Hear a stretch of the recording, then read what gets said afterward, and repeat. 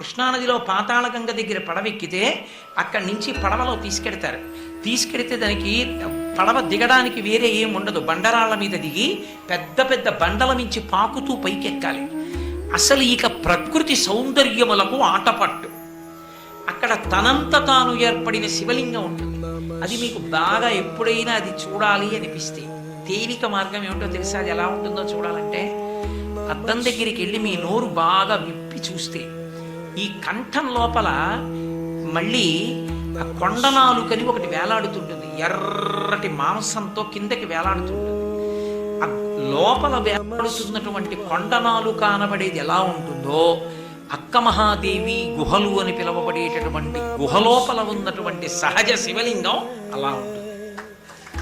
మీరు కావాలంటే కనీసం వెళ్ళడం ఏమో నాకు తెలియదు కానీ ఫోటో చూడండి. అంగిట్లో ఉన్నటువంటి కొండనాలుకలా కనపడుతుంది.